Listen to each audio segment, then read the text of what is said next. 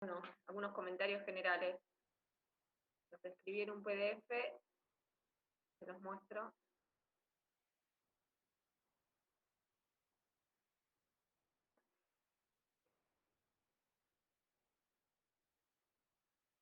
¿Me escuchan todos? Primero, porque... Sí, sí, sí, se te Perfecto, escucha. genial.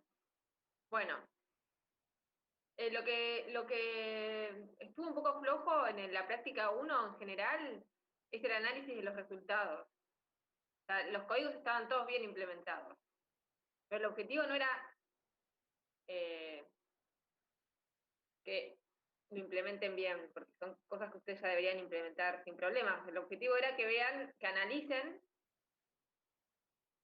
qué cálculos pueden llegar a tener errores numéricos.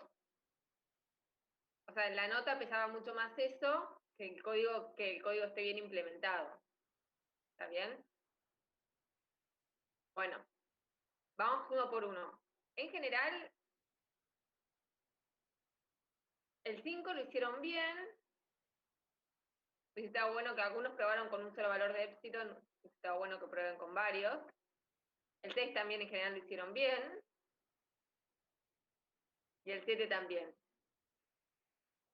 En el 8, eh, el análisis de los resultados, o sea, de cómo conviene sumar estos números, en general estuvo mal. No era lo que yo esperaba. Este por ahí era el más complicado. Vamos a ver cómo se resolvía. ¿Se acuerdan que en este ejercicio uno tenía que multiplicar estos dos vectores y después sumarlos? Y una manera de sumarlos en el orden este en el que están puestos, la multiplicación de acá, el primero con el primero, más el segundo por el segundo, más el tercero por el tercero, o al revés, empezar de atrás para adelante, o este decía positivos de mayor a menor más negativos de menor a mayor, o positivos de menor a mayor más negativos de mayor a menor. Entonces, bueno,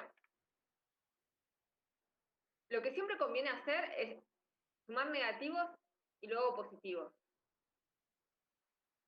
Esto para evitar restar números parecidos. ¿Está bien? Si uno suma siempre todos los negativos, todos los positivos, y después lo suma, va a evitar restar números parecidos.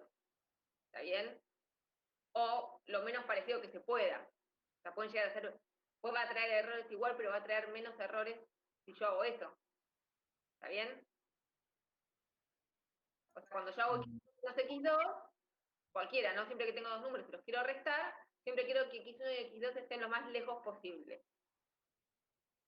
Por lo cual esto queda como, o sea, analizando eso nada más, quedan nada más como única opción es la C y la D, ¿no? Con este criterio. ¿Está bien? Siempre Sí. agarrar los negativos y después los positivos. Ahora, una vez que yo tengo que sumar los positivos, o los negativos, ¿en qué orden me conviene hacerlo? Bueno, si yo tengo números positivos, ¿no? Hagamos este ejemplo. Fíjense que, ¿se acuerdan que cuando calculamos el epsilon de la máquina, eh, cuando uno suma números positivos, en realidad uno quiere al revés, uno quiere que estén lo más cerca posible, porque por ejemplo, cuando hacemos 1 más épsilon, para épsilon suficientemente chico, esto da 1. Cuando uno suma números con dimensiones muy distintas, eso trae más errores que sumar números parecidos. ¿Está bien? Porque en algún momento epsilon puede ser muy chico que al lado de 1 no se ve y esto da 1 en la máquina, por ejemplo. ¿Está bien? Podría pasar con otros números, no sé, con un número que esté entre 1 y 2 y un número del orden 10 a la 8, depende obvio la mantita de la máquina, ¿no? O 10 a la 58, no sé. Puedo dejar de ver ese número que está entre 1 y 2. O sea, no necesariamente porque esté cerca de 0. El problema es cuando uno suma números que uno es mucho más grande que el otro. ¿Está bien?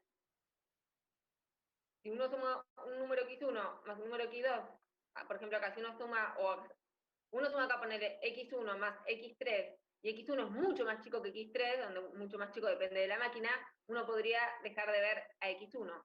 En cambio, si uno suma primero x1 más x2, y a eso después le suma x3, va a traer menos errores.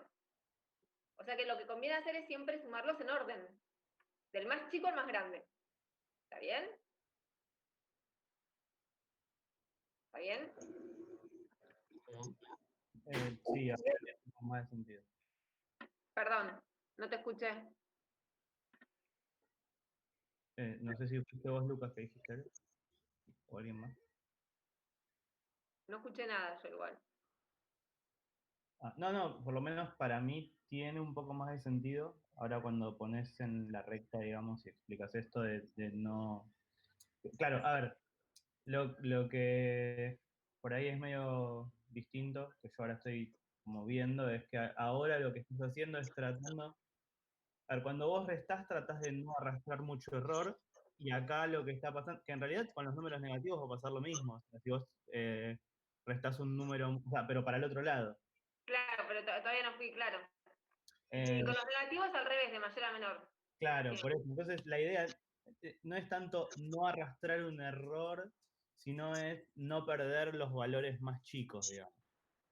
Que Claro, no si es hacer perder, un no perder error, números significativos. claro,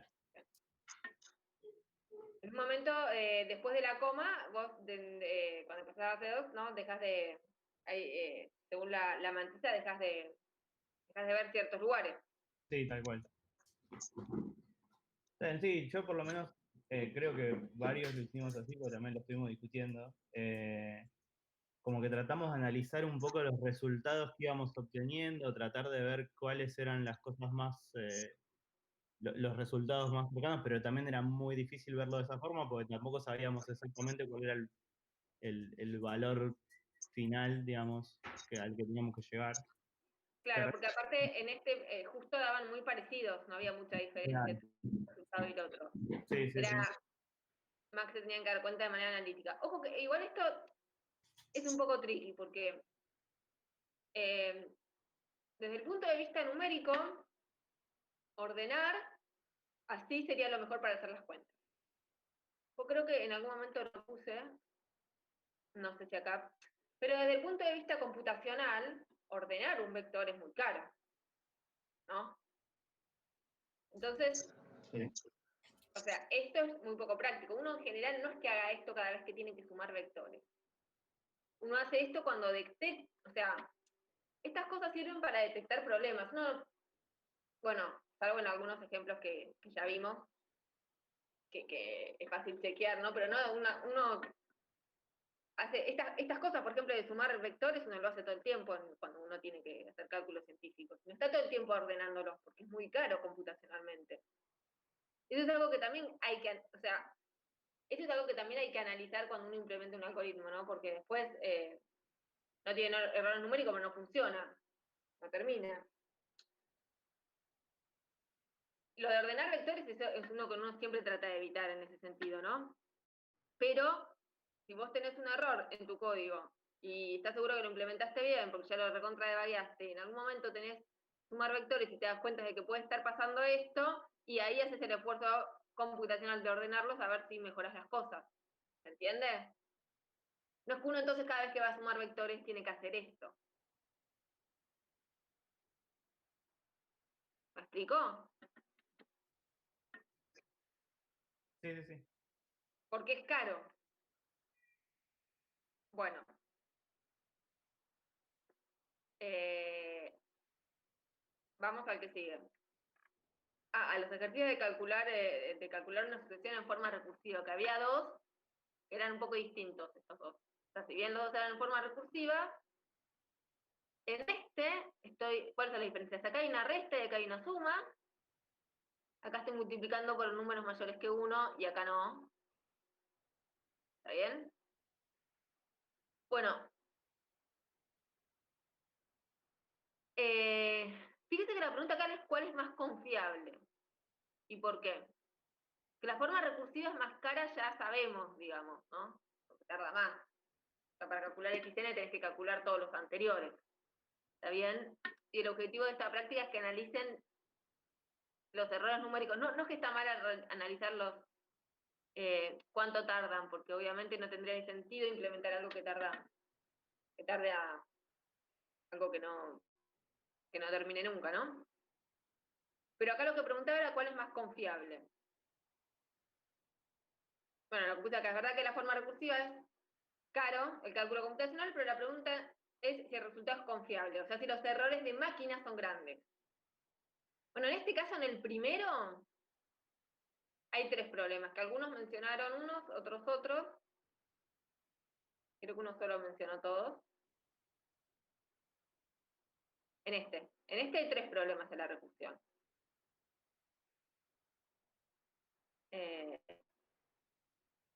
Bueno, uno, el obvio es que para calcular xn más 1 uso todos los anteriores, entonces se arrastran todos los errores de máquina de los anteriores. ¿Está bien? Entonces eso ya va a traer más errores que una fórmula cerrada. Además, es lo que decía de que cada error del paso anterior, cuando lo uso, además de usarlo, lo amplío. ¿Está bien? Porque estas son mayores que 1. Y además hay una resta, y uno podría estar restando números parecidos. Que de hecho es lo que pasa acá, porque esta sucesión creo que tiende a 0. Entonces, en algún momento, además, estoy restando números muy parecidos. ¿Está bien? Bueno, y en el 10, a diferencia del 9, solo tenemos el problema 1 de estar arrastrando errores. ¿Está bien? Porque no estamos restando... ¿dónde está? Porque acá no estamos ni restando números parecidos, ni estamos ampliando. Cuando uso el término anterior no lo estoy ampliando. ¿Está bien? Bueno, esto de no estar restando números parecidos, uno tendría que analizar en realidad los signos de cada uno de estos, de Rn y Rn-1, ¿no? Pero se puede ver por la recursión que como... creo que son positivos, estoy siempre sumando cosas positivas, ¿no? Eso es, por inducción es fácil de probar. Bueno, y por último, el 11. Que habíamos integrado por partes, y integrando por partes se veía una fórmula recursiva, ¿no? Y uno probaba que el límite de verdad tenía que tender al 0. O sea, la sucesión original, si la computadora lo calcula bien, esa sucesión tiene que tender a 0. Pero uno cuando lo programa, eso se va a infinito, creo que a menos infinito se iba, ¿no? En el término 30 se ve que se va al demonio. Bueno, ¿y por qué pasa eso? En analizar los resultados, creo que lo agregué ahora.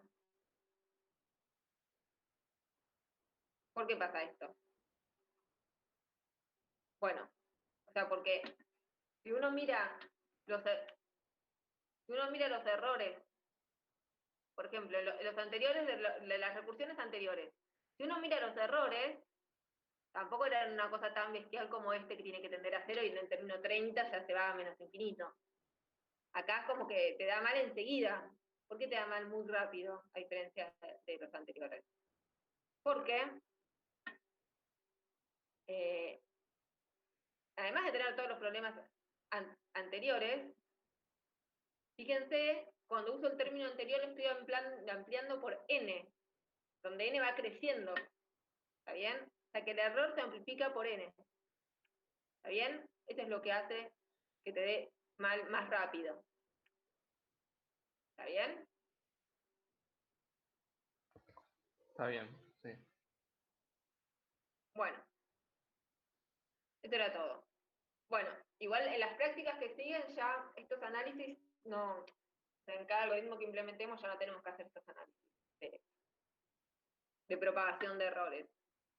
Es nada más en la práctica 1. O sea, la práctica 1 es exclusiva de análisis de propagación de errores. Después ya los códigos que tengan que entregar, o sea, van a tener siempre van a tener un análisis de dónde podrían venir los errores, pero ya las cosas para implementar van a ser menos triviales. Bueno, con lo que vamos a ver en la clase de hoy, vamos a terminar con la práctica 2. Bueno, ¿se acuerdan la clase pasada que habíamos visto? ¿Se acuerdan que estábamos con la descomposición LU? Que habíamos visto que con el método de eliminación de Gauss, una podría hallar la L y la U. ¿Se acuerdan? ¿O abro la clase pasada?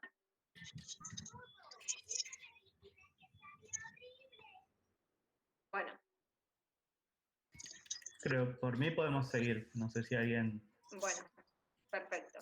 Entonces, habíamos dicho que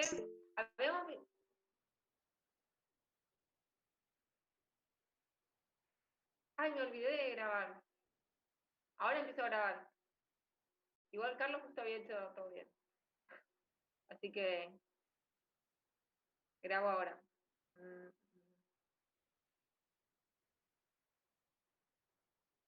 ¿Cómo se grababa? Acá.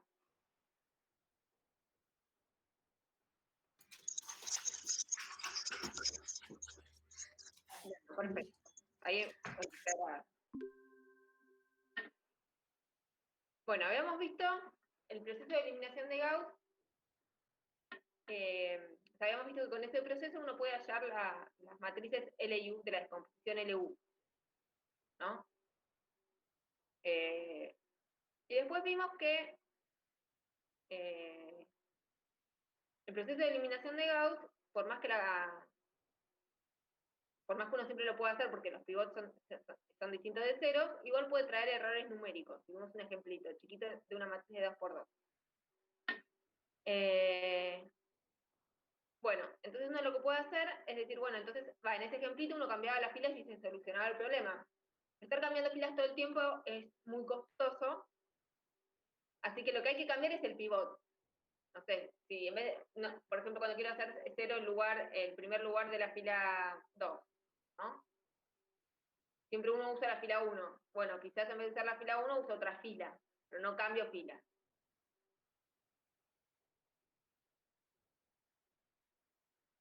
Entonces, acá escribí el algoritmo de cómo sería, cómo cambian los coeficientes, si yo en vez de elegir los pivots siempre en la fila 1, 2, 3, así, los elijo en este orden. Una permutación de 1n. Se podría elegir primero el pivot, el de la fila 2, después el de la fila 4, después el de la 3, después el de la 1, por ejemplo. ¿Está bien? Entonces, acá escribí el algoritmo de cómo quedarían los nuevos coeficientes de la matriz una vez que uno hace eliminación de Gauss usando esos pivots. No lo leo porque es leer índices, pero bueno, les queda ahí. Bueno, ese sería el algoritmo, pero dijimos igual que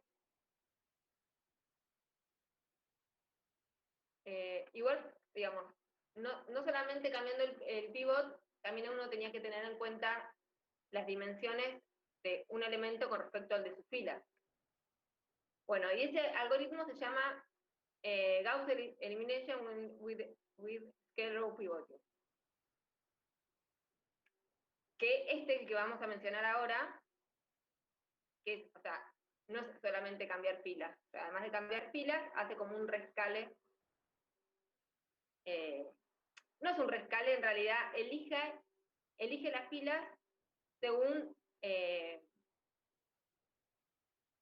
la dimensión, lo que compara la dimensión de un elemento del que va a elegir como pivot con respecto a todos los demás elementos de la fila. Ahora vamos a verlo. Vamos a verlo con un ejemplo. Y este algoritmo lo que me dice es cómo me conviene tomar la permutación para evitar la mayor cantidad que se pueda de errores numéricos, ¿no?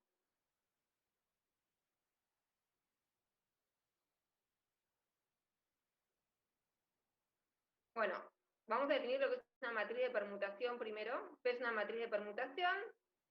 ¿Sí? Cuando hago P por A, cambia filas de A. O sea, la nueva matriz es una matriz que se obtiene de cambiar las filas de A. Bueno, entonces, si yo tengo que resolver A por X igual a B, y P es una matriz de permutación, entonces este sistema es equivalente a el sistema que viene de multiplicar a P de los dos lados, ¿no? Que es este sistema. Entonces esta es como la nueva matriz A y este es como el nuevo vector B. Y en realidad, lo que hace este método, que voy a describir ahora, es agarrar una descomposición LU de una permutación de A. ¿Está bien? Y esto sirve igual, porque, como dije recién, este sistema es equivalente a este. Si resuelvo este, resuelvo 1. Entonces, busco una descomposición LU de P por A y ahora resuelvo este sistema. Esta solución es la del sistema original. Bueno, y esto lo voy a resolver igual que siempre. Siempre que uno tiene una descomposición LU es para primero resolver L por Z, o sea, primero llamo Z a U por X y resuelvo L por Z igual a P por B, y después resuelvo U por X igual a Z, ¿no? Bueno. Y entonces, uno cuando hace este proceso de eliminación de Gauss, que todavía no lo describí, uno así obtiene quién es la matriz de permutación y quién es la L y la U que corresponde a esa matriz de permutación. ¿Está bien? Bueno, ¿cuál es la modificación? Es muy parecido al proceso de eliminación de Gauss, salvo que uno elige el pivot mirando esto que voy a escribir ahora. Voy a llamar SI al máximo del módulo de los elementos de una fila, ¿está bien? Para cada fila, miro el máximo en valor absoluto de sus elementos. O sea que entonces por cada fila I, yo voy a tener un valor SI. ¿Está bien? Bueno. Y después, miro, elijo la fila I, tal que el módulo de A sub I sobre SI sea máximo. Me faltó una I, ¿no? AI1, un 1 me faltó. No, un 1 me faltó acá. ¿Está bien? O sea, antes yo elegía el lugar A11, ¿no? En el primer paso de eliminación de Gauss, yo como pivot elegía el primer lugar si era distinto de 0, ¿no? El A11. Ahora voy a elegir la fila I tal que el I1 sobre ese I sea máximo. Bueno, acá lo escribí bien, igual. No me olvidé el 1. El I tal que AI1 sobre ese I es máximo. ¿Está bien? Sí. Sí, sí. Bueno. Bueno.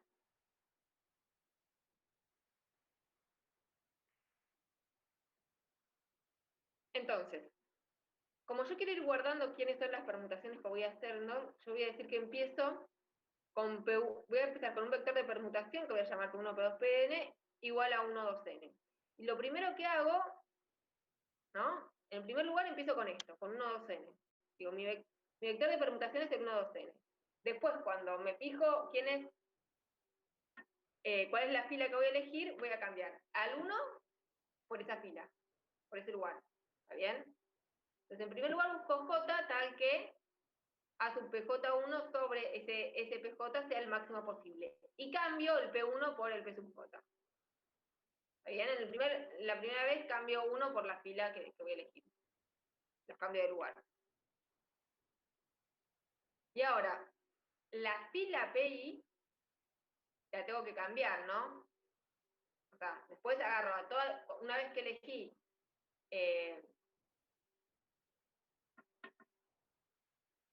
elijo quién va a ser el P sub J, tengo que agarrar a la fila I, restarle este multiplicador, bueno, a la fila PJ va acá, no P1. Le tengo que restar la fila J. O sea, a la fila PI ahora le voy a restar la fila J por este multiplicador. ¿Está bien? Bueno, la idea es, antes de escribir el algoritmo, ver cómo sería esto en un ejemplo, y después, o sea, las generalizaciones es escribir los índices, ¿no? Pero veamos cómo sería con un ejemplo. ¿Está bien? ¿Cómo es el algoritmo con un ejemplo? Para que se entienda mejor. Entonces, tenemos la matriz A, y le voy a aplicar este algoritmo. ¿Está bien? Entonces, lo primero que tengo que hacer El primero, o sea, cuando no permuté nada todavía, el vector de permutación es 1, 2, 3. O sea, ahora las filas están puestas, o sea, no elegí ningún pivot, las filas las pongo en orden. Pongo las filas 1, 2, 3. Y guardo siempre el vector este. Este lo voy a calcular al principio y voy a usar siempre el mismo. Ese era, ¿se acuerdan que era? Ese estaba definido. O sea, en cada lugar va a tener a ese i. Mirá, sí, ¿alguna pregunta? No, es el máximo de cada fila, cada elemento, Es ¿no? el máximo de cada uno. Entonces, ¿qué corresponde? ¿Quién es el máximo en valor absoluto de la primera fila? 6, ¿no? De 2, 3 y 6, el máximo es 6. El segundo es el máximo de la segunda fila, que es 8. Pues acá va el máximo de la tercera fila, que es 3. ¿Está bien? Y ahora voy a mirar los radios, lo que yo dije acá. Dije, miro quién es el máximo sobre esto. O sea, primero, para hacer ceros, dos lugares en la columna 1, tengo que elegir alguno de estos como pivot. ¿Está bien? Uno antes elegía como pivot el 2, y hacía este menos, y hacía 1 sobre 2, esta fila, ¿no? Ahora voy a elegir como pivot algún otro de esta columna. El pivot va a ser el 2, el 1 o el 3. ¿Y con qué argumento lo elijo? Con este, de acá. Voy a mirar el 2 sobre el máximo de esa fila, que es el 6. O sea, el S1. Después voy a hacer 1 sobre el máximo, que es el 8. Después voy a hacer 3 sobre el máximo, que es el 3. O sea, esto da 1/3, 1/8, 1. Miro el más grande de estos. El más grande es el 1. Como el más grande de estos es el 1, entonces el primer pivot es la fila 3. ¿Está bien? Entonces lo que hago es cambiar en el vector de permutaciones el 3 por el 1 y lo guardo. ¿Está bien? Guardo este vector. O sea que el primer pivot va a ser la fila 3. ¿Está bien? Bueno, y ahora hago el proceso de eliminación de Gauss, usando este pivot. ¿Qué tendría que hacer? Entonces, uno elige este pivot para hacer cero estos dos lugares, ¿no? ¿Está bien? Y acá vamos a hacer lo mismo que hacíamos la... Sí. No. Bueno, ¿se acuerdan que la clase pasada, cuando hicimos el proceso de eliminación de Gauss, nosotros guardábamos los multiplicadores y esos correspondían a la matriz L, ¿no? Los multiplicadores, que son estos numeritos de acá, son los que van en la matriz L de la descomposición LU, ¿no? Y los guardamos en una matriz aparte. Bueno, en realidad los algoritmos, pues yo tendría que poner acá 0, ¿no? Las cuentas correspondientes, ¿no? De hacer esta fila, o sea, ¿qué voy a hacer? Esta fila, restarle 1/3 de la última, y a la fila 1 le resto 2/3 de la última, ¿no? Y así se hacen ceros estos dos lugares, y obviamente estos números van a cambiar, ¿no? Bueno, uno no quiere estar guardando ceros porque ocupa el lugar, ¿está bien? Y yo ya sé que hay un 0. Entonces lo que hacen estos algoritmos, las implementaciones de estos algoritmos en los programas, en la PAC, por ejemplo, es guarda ahí, en vez de los ceros, los multiplicadores, ¿está bien? Para no hacer dos matrices de n por n, ¿está bien? En lugar de los ceros va a poner los multiplicadores, ¿está bien? Uno después va a poder... Una pregunta, profe. Sí, ¿El denominador del multiplicador qué índice tiene? acá que está mal, J. Ah, PJ, está bien. Después lo cambio y se los mando. La hoja. Listo, Bueno. listo.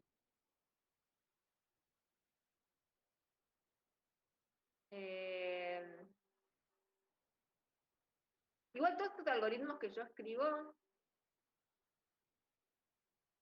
que a veces no leo los índices, están en el libro ese que les mandé la otra vez. De hecho, ahora lo que voy a hacer en la página siguiente es directamente escaneé el libro, porque no tiene sentido copiar un algoritmo. O sea, lo que quiero que entiendan los pasos del algoritmo, ¿no? Pues generalizarlo con los índices bien, si bien a veces no es tan fácil poner todos los índices bien, pero lo que quiero que entiendan es por qué, cómo es el algoritmo y por qué, ¿no? Digo, ¿por qué esto evita errores de redondeo? Bueno, ¿por qué evita errores de redondeo? Lo vimos en la clase de pasada, ¿no? De por qué hay que cambiar filas. Bueno. Entonces, uno podría decir, ok, vos me guardás el multiplicador acá, los multiplicadores acá, pero yo después cómo ordeno la matriz L. La matriz L después la vamos a poder ordenar según P, ¿está bien? Porque uno al guardar, acá, al guardar, en qué orden yo estoy usando los pivots, uno puede después construir la L, ¿está bien? Pero por ahora, en cada lugar donde yo en realidad tendría que poner un 0, lo que voy a poner en realidad es el multiplicador que estoy usando para hacer 0 ese lugar. Por ejemplo, acá hice las cuentas, ¿no? Como estoy usando 3 como pivot, ¿qué quiere decir? Que la fila 2 cambia a fila 2 menos 1/3 a la fila 3, y la fila 1 cambia a fila 1 menos 2/3 a fila 3, ¿no? Esta es eliminación de Gauss. ¿Está bien? Entonces el multiplicador en la fila 2 es 1/3. En vez de poner el 0, pongo 1/3.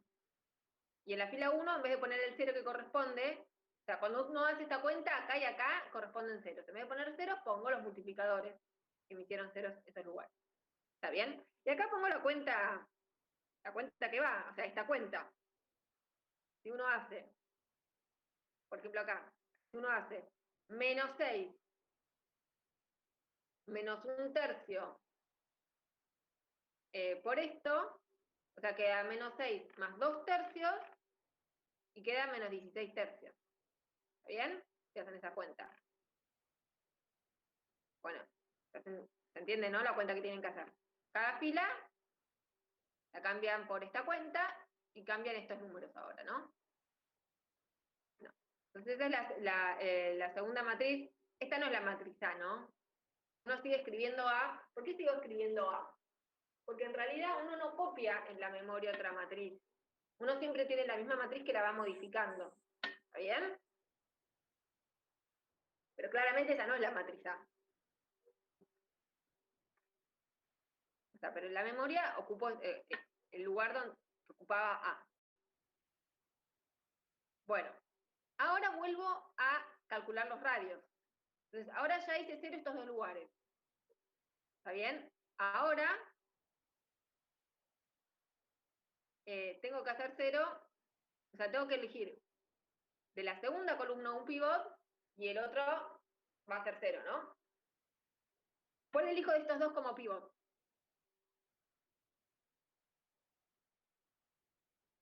Fíjense que cada vez que Hago lo mismo, digamos, uso el mismo criterio, busco el máximo de cada fila y después el que sea... Bueno, acá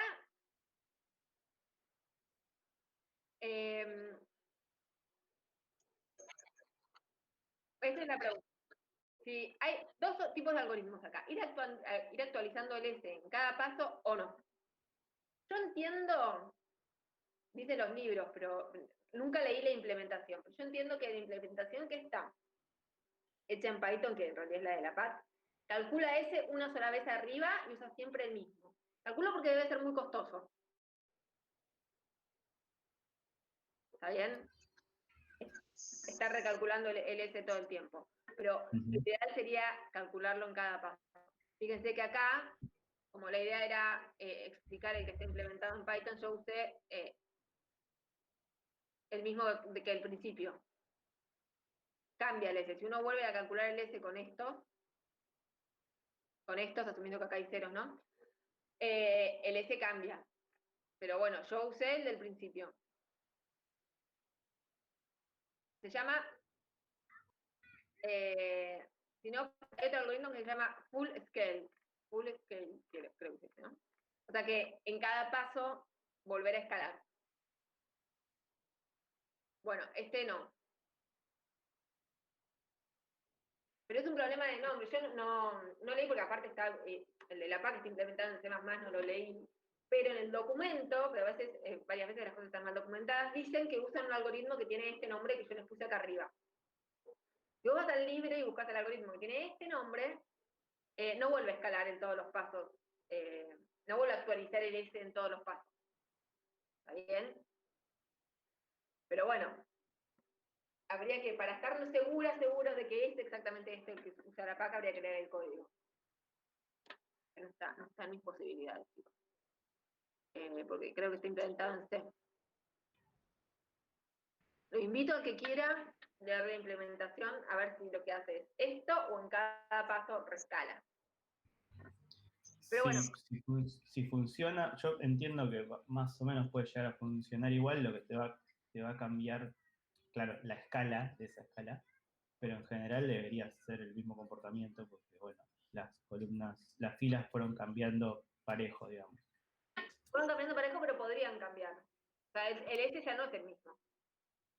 Claro, pero eligiendo el S de alguna manera distinta, ¿podrías llegar a tomar una decisión distinta respecto de esto o debería Sí. llegar a la misma conclusión? No, entiendo que sí. Entiendo que sí porque... podría cambiar.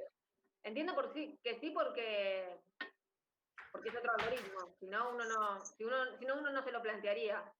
Y el libro sí, en un momento, dice que uno podría hacer esto. De rescalar todo el tiempo. No hice la cuenta, habría que hacer un ejemplo a ver si es verdad lo que vos decís o no. O sea, habría que encontrar un ejemplo en donde sí cambie. Lo que sí es fácil ver, Sí. ya en este ejemplo el S te cambia. Okay. Lo que sí no estoy segura de que te cambie el S, entonces uno vaya a elegir otra fila.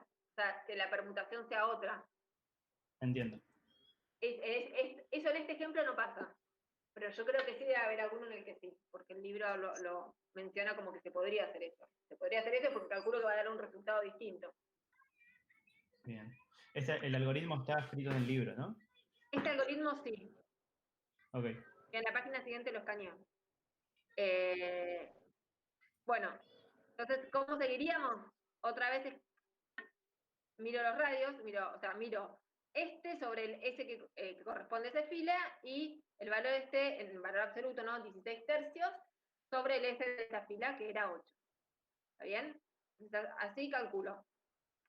Cada uno más o menos 13 sobre 18 es más o menos 0,72 y 2 tercios 0,76. Entonces el más grande es este que corresponde a la fila 1. Entonces ahora yo tenía este vector P, y ahora en el segundo lugar va a ir el P3, que es 1. ¿Está bien?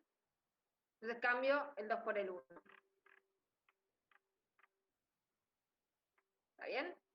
Entonces esta es la nueva matriz de permutación. Y ahora, o sea, este es el pivot, y acá es donde debería ir un 0, y otra vez, en vez de poner un 0, pongo el multiplicador. ¿Está bien? La fila 2, ahora es la fila 2 menos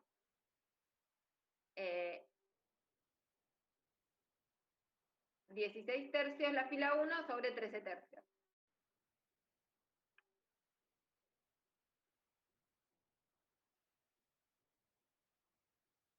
Perdón, dije al revés. Este es el pivot es la fila 1, perdón. Este es el pivot y este es el que iba a ser 0. Entonces tengo que hacer la fila 2, cambiarla por la fila 2, menos este sobre este, ¿no? Por la fila 1. Así uno obtiene el 0 acá. Uno en vez de poner el 0 ahí, dijimos poner el multiplicador. Si hace esta cuenta, ¿no? Simplifica los 3 y queda menos 16 tercios. Entonces ese es el multiplicador que pone acá. Y después acá hace la cuenta. Ojo que uno, la primera columna no la toca. ¿Está bien? Es igual que en el proceso de eliminación de Gauss. Una vez que modifico la primera columna, después no la vuelvo a tocar. ¿Está bien? Copio igual que estaba, la copio igual que estaban, con los multiplicadores como estaban. ¿Está bien? Después que hago las modificaciones de la segunda columna, que nunca más se vuelve a tocar, lo mismo, ¿no? Siempre se va a copiar igual. En realidad no es que se copie, sino que uno no está copiando todo el tiempo, obviamente, uno va cambiando estos lugares, ¿no? Y uno, no sé, en este paso uno cambió estos lugares, cambió todos estos lugares en realidad. ¿Está bien? No, no es que la va copiando, porque eso es caro, ¿no? Bueno, ya se da cuenta, acá te queda menos, si se da cuenta, acá te queda menos 7,13 ahora. Entonces, es muy importante guardarse la matriz de permutaciones. Esto quiere decir que en la primera columna, como pivot, elegí la fila 3. En la segunda columna, como pivot, elegí la fila 1. En la tercera columna queda entonces la fila 2. ¿Está bien? Esto me dice cómo elegí los pivots. ¿Está bien? Y lo que voy a hacer ahora, voy a ordenar la fila según P. O sea, voy a poner, agarré la matriz a la que llegué, voy a poner primero la fila 3, después la 1 y después la 2. Si uno hace eso, queda esto de acá. Queda esta nueva matriz. Cambio las filas, y esta va a ser la L y la U, tal que P por A es L por 1. Entonces uno, si se queda con la L con 1 es la diagonal, ¿no?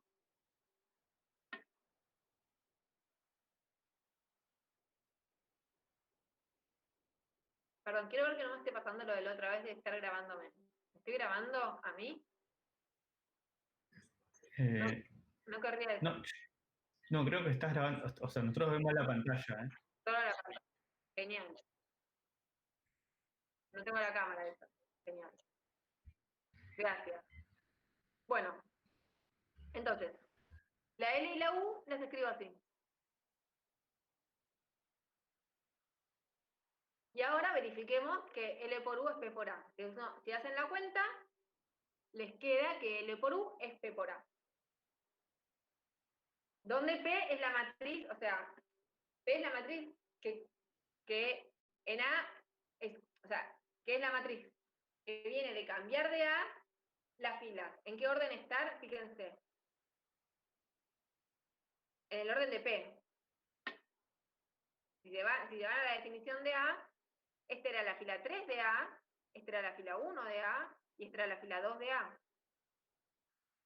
O sea, L por U es P por A. Bueno, ¿quién es la matriz P? O sea, yo dije quién es lo llamé igual, lo llamé con el mismo nombre porque se suelen llamar con el mismo nombre, pero en realidad esta es una P minúscula. Este es el vector de permutación. ¿Está bien? Que me dice en qué lugar están las filas de A puestas acá. Pero cambiar filas es equivalente a multiplicar esta P grande es una matriz, por una matriz de permutación. ¿Está bien? ¿Quién es la matriz de permutación P? Es la matriz identidad, pero cambiando las filas en el orden de P. ¿Se acuerdan? La matriz de identidad es la que tiene uno de las diagonales. Pero en vez de poner la identidad, yo voy a poner la fila 3 de la identidad, la fila 2 de la identidad, perdón, la fila 1 de la identidad y después la fila 2 de la identidad.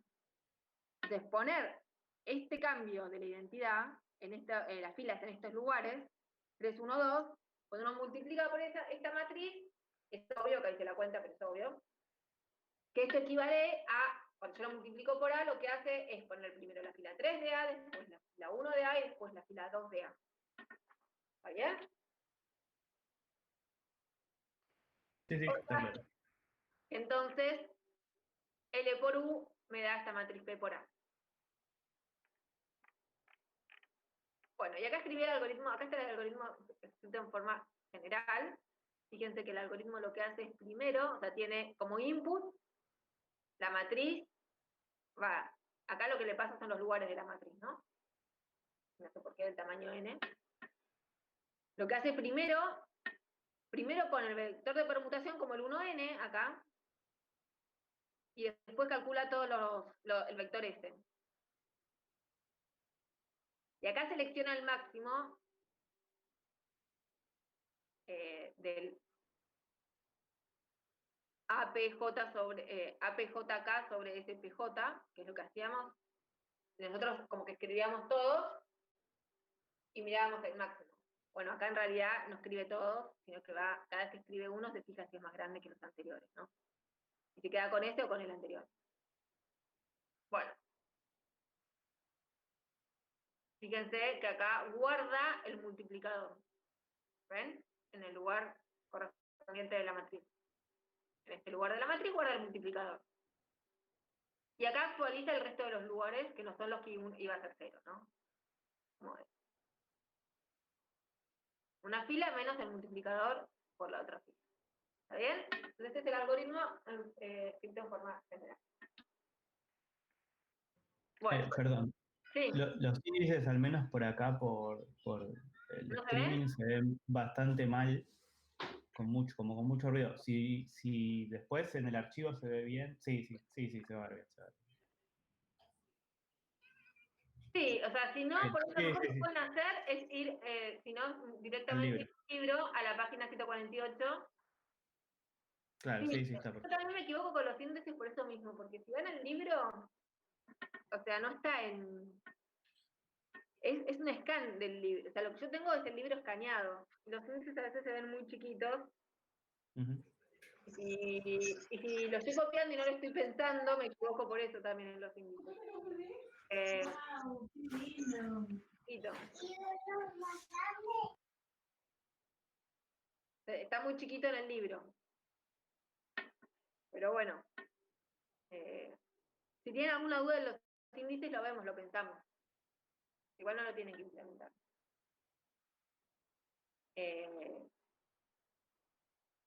Bueno, digamos. Vamos a poner más chicos.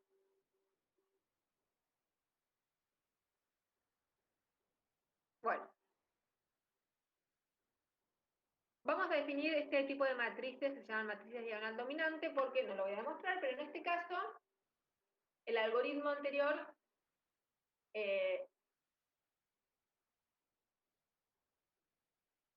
el algoritmo anterior sirve para encontrar la descomposición LU. O sea, esto me asegura que tengo descomposición LU. ¿Está bien? Bueno, una matriz diagonal dominante, casi que el nombre lo dice, es que si yo sumo todos los elementos, están acá, fíjense que están, agarro una fila, ¿no? Y está fijo, y es el índice que me dice la fila. Y está fijo, si yo sumo todos los elementos de valor absoluto de esa fila, salvo el que está en la diagonal sigue siendo más grande. ¿Está bien? Eso quiere decir que la matriz, o sea, cuando la matriz tiene esta propiedad, se llama matriz diagonal dominante. Puse acá un ejemplo para que lo vean sin índices, ¿no? Acá quiere decir que cumple la condición. ¿Qué? Fíjense, si uno mira la fila 1, uno tiene que 2, que es el valor absoluto de la diagonal, ¿no? Es más grande que sumar estos dos, 1 más 0. Ahora, en la segunda fila, el de la diagonal, que es 5, es más grande que hacer 3 más 1, que es 4. Y en la tercera fila, el 3 es más grande que hacer 1 más 0. ¿Está bien? Entonces esta matriz es diagonal dominante. Y como les decía recién, toda matriz diagonal dominante, bueno, es no singular, y además, lo que nos interesa, es que tiene descomposición LU. ¿Está bien? O sea, estas matrices, con estas matrices no tenemos que... O sea, con estas matrices ya chequeamos que tenga descomposición LU. Bueno, vamos a ver un caso particular de sistemas que son los tridiagonales.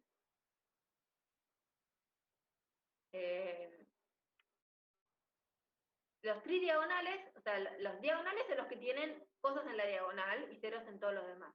Los tridiagonales son las matrices, o sea, una matriz es tridiagonal si tiene cosas distintas de cero en la diagonal y además en arriba de la diagonal y abajo de la diagonal. ¿Está bien?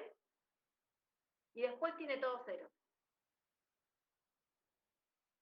¿Está bien? ¿Se entiende? Esta es la definición de que un sistema sea tridiagonal. Si su matriz A es tridiagonal. Bueno, en acá dije la definición matemática formal, ¿no? O sea, a IJ tiene que ser 0 si la diferencia entre IJ es mayor que 1. Pero con el dibujito ese de arriba se entiende mejor, ¿no? Bueno, vamos a ver un algoritmo para resolver estos sistemas. Porque uno cuando tiene muchos ceros, y ya sabe además dónde están los ceros, ¿no? Uno sabe dónde están los ceros, uno puede hacer, uno puede implementar algoritmos más rápidos, ¿no? O sea, yo nada más, si yo lo que voy a hacer es llevarlo a una matriz, por ejemplo, triangular superior o triangular inferior, en este caso elegí triangular superior, haciendo cero todos los lugares donde dice A. Una vez que yo lo tengo escrito así, lo resuelvo con el algoritmo para resolver triangulares superiores, donde además yo sé que tengo ceros y lo voy a usar a eso. No voy a hacer un montón de pasos. ¿Está bien? ¿Cómo sería en este caso? Bueno, voy a asumir que no hace falta hacer pivoteo, o sea que en el proceso de eliminación de Gauss, cada uno de los valores que necesito dividir acá, yo puedo dividir. ¿Está bien? Si no, tengo que cambiar el pivote.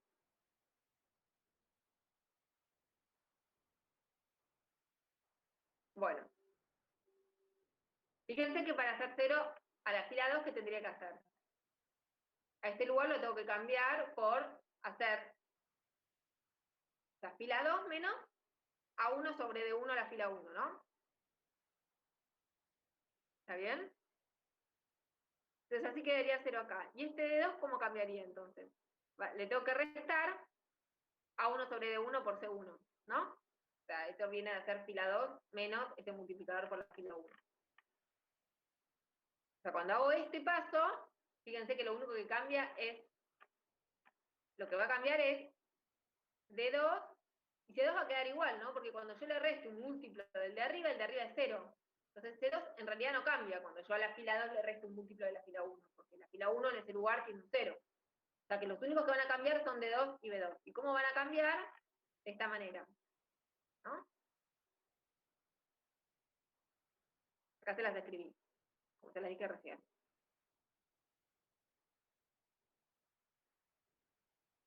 Bueno.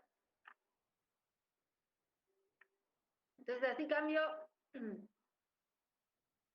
D2 y B2. Y ahora cuando quiero hacer 0 de este lugar, tengo que usar este como pivot. Pero el nuevo, ¿no? Está bien, el que yo lo actualicé, o sea, la fila 2 en el paso anterior la actualicé. Actualicé el D2, el C2 queda igual, así que no hice ninguna cuenta y actualicé el B2. ¿Está bien? Entonces ahora,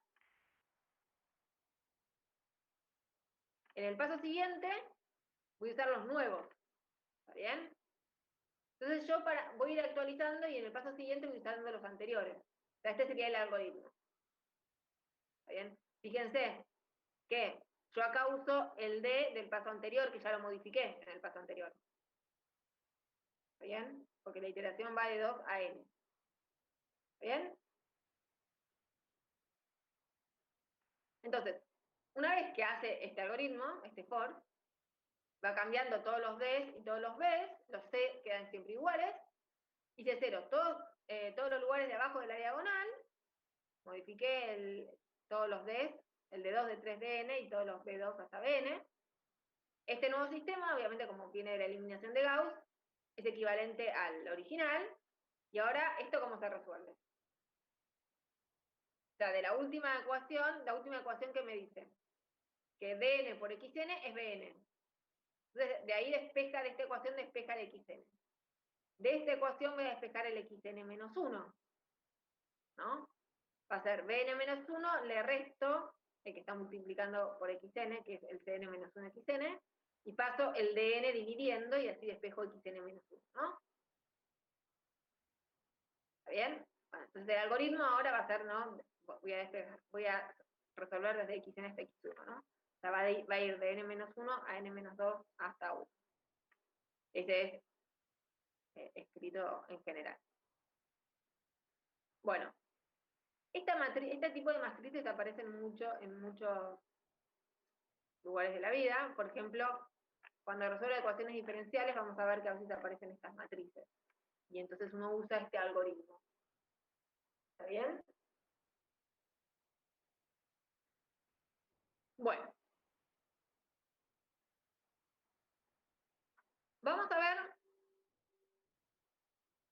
métodos que se llaman métodos iterativos para resolver a x igual b. Estos métodos iterativos son algoritmos que van obteniendo una sucesión de vectores, b sub k, o sea, para cada valor de k yo voy a tener un vector, que queremos que esta sucesión converja a la solución x del sistema a x igual b. Como que yo me estuve, son métodos que en cada paso, en cada iteración del algoritmo, me voy a estar acercando cada vez más a la solución de verdad. Bueno, necesitamos definir convergencia de vectores para decir que una sucesión de vectores converge a un vector fijo.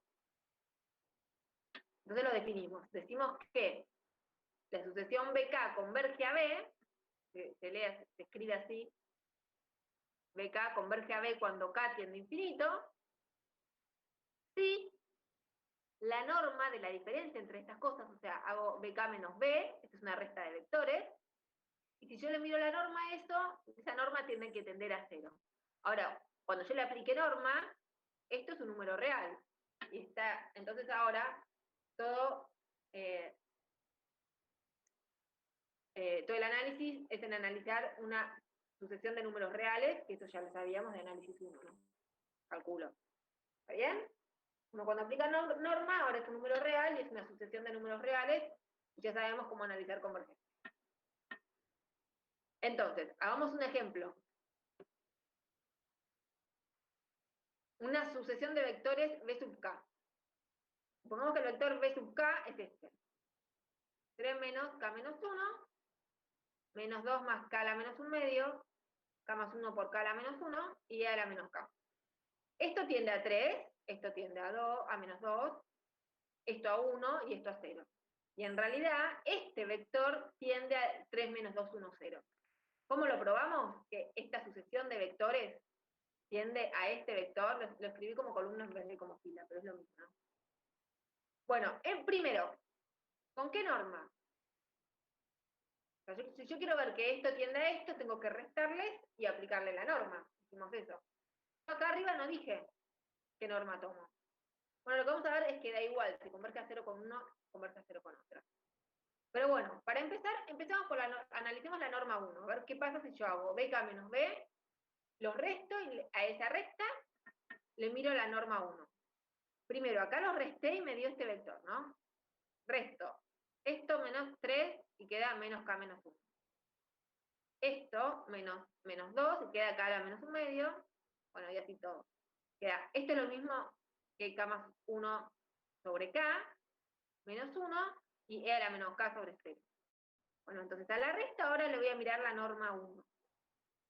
La norma 1 era la suma de los valores absolutos, ¿no? De las coordenadas. O sea, miro el valor absoluto de menos k a la menos 1, k a la menos 1 medio es 1 sobre raíz de k, ¿no? Miro el valor absoluto de esto y miro el valor absoluto de esto. Los sumo. Y ahora si se fijan, cada uno de estos términos tiende a 0 cuando k tiende a infinito, ¿no? Ven, si k es cada vez más grande, cada una de estas cosas tiende a 0. O sea que suma de cosas que tienden a 0, tienden a 0. O sea, esta norma tiende a 0 cuando k tiende a infinito. ¿Está bien? La norma 1. ¿Qué pasa ahora si yo en vez de la norma 1 tengo otra norma? Cualquiera. La norma infinita, la norma 2, la norma cualquiera que cumpla con las condiciones de ser una norma. Pero habíamos visto una propiedad, no lo había demostrado, pero es verdad, que todas las normas son equivalentes. En Rn y en R a la n por n teníamos esta propiedad. ¿Qué quiere decir que sean equivalentes? Era esto, que existía un número c mayor que 0, tal que la norma de x era menor o igual a c por la norma de x1. Para todo x de Rn. Siempre valía esta propiedad. ¿Está bien? Cualquier par de normas que yo tenga, siempre va a haber c que cumple esto. O sea, es la misma c para todos los x. ¿Qué quiere decir? Que hay un numerito, que si yo hago la norma de bk menos b, es menor o igual a c por la norma de bk menos b, 1. Pero esta ya vimos que tendía a 0. Entonces, un número fijo que no es 0, o sea, un número fijo por algo que tiende a 0, sigue tendiendo a 0. ¿Está bien? Bueno. Entonces, por la propiedad del sándwich, lo que está en el medio también tiende a 0. ¿Sí? ¿Alguna pregunta? No, está claro. Entonces, observación, para justificar que la sucesión BK tiende al vector B, basta con chequear con alguna norma. Pues si vale con alguna norma que tiende a 0, vale para todas, ¿no? Elijo la que me convenga. Bueno. Y vamos a escribir este algoritmo que se llama refinamiento iterativo. O sea, vamos a hacer una sucesión de iteraciones que me van a permitir refinar mi solución. Bueno, hasta ahora, cuando aplicamos, hasta ahora nada más vimos métodos directos, ¿no? Vimos descomposición LU, vimos algoritmos, el algoritmo del proceso de eliminación de Gauss. Vimos casos particulares, de matrices particulares, por ejemplo, las tridiagonales, donde vimos algoritmos para resolver a x igual b para ese caso particular. Pero esos son todos métodos directos, ¿está bien? O sea, vimos algoritmos que resuelven de manera directa, salvo que uno, o sea, el único problema que uno tiene son los errores de redondeo, ¿no? Entonces, cuando aplicamos algunos de los métodos directos para resolver a x igual b, en realidad no obtenemos la solución verdadera de x, debido a errores de redondeo, ¿no? Y hay algoritmos iterativos que permiten acercarnos cada vez más a la solución verdadera X. Entonces supongamos que tenemos una solución inicial, X0, que viene de, no sé, por ejemplo, hacer la descomposición en LU, el algoritmo que tenga. Y llamo R0 a esto que se llama como el residuo, B menos A por X0, por el vector X sub 0, ¿no? Si uno tuviese un método directo para resolver A por X igual R0, que es lo que tenemos, voy a llamar E sub 0 a la solución de resolver esto ahora, ¿no? En vez de AX igual B, resuelvo AX igual R0 y a la solución lo llamo E0. Y voy a definir el siguiente paso de la iteración como hacer la anterior más este E sub 0. Y en general voy a hacer así, voy a definir el siguiente de la sucesión como la solución anterior que yo tengo más este vector E. Y este vector E viene de resolver A por E igual a R, donde R es siempre el error.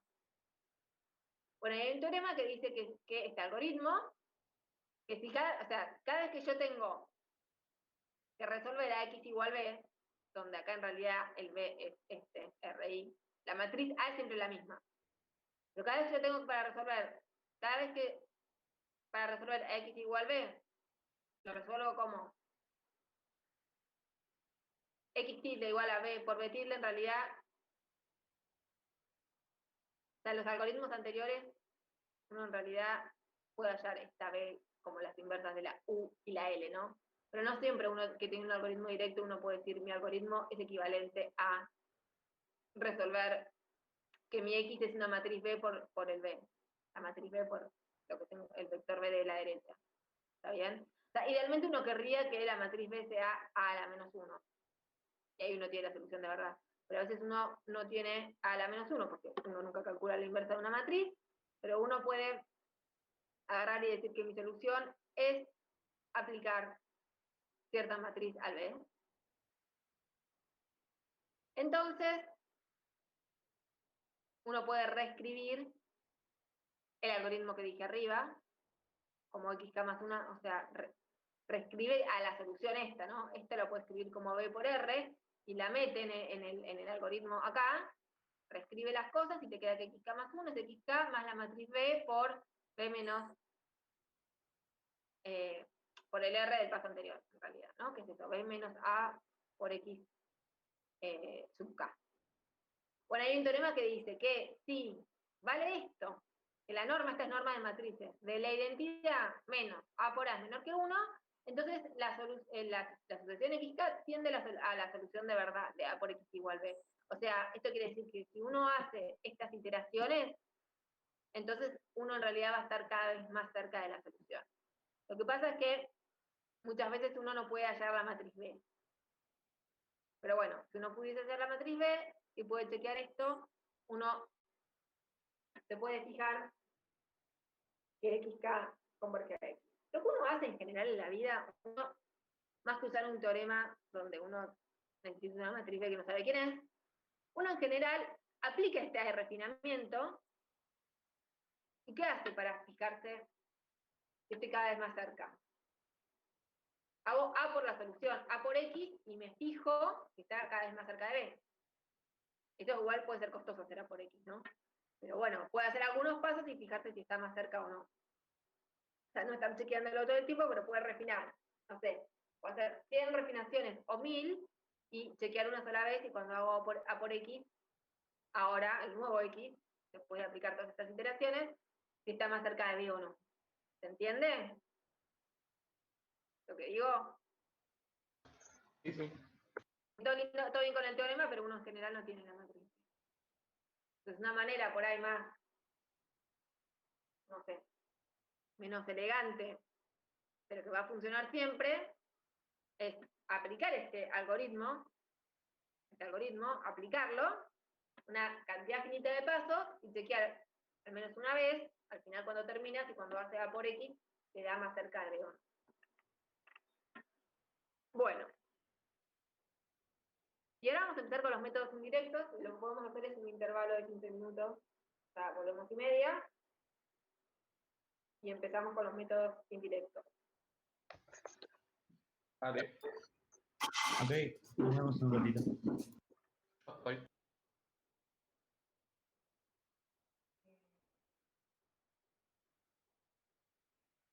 Bueno. Entonces vamos a empezar con los métodos indirectos.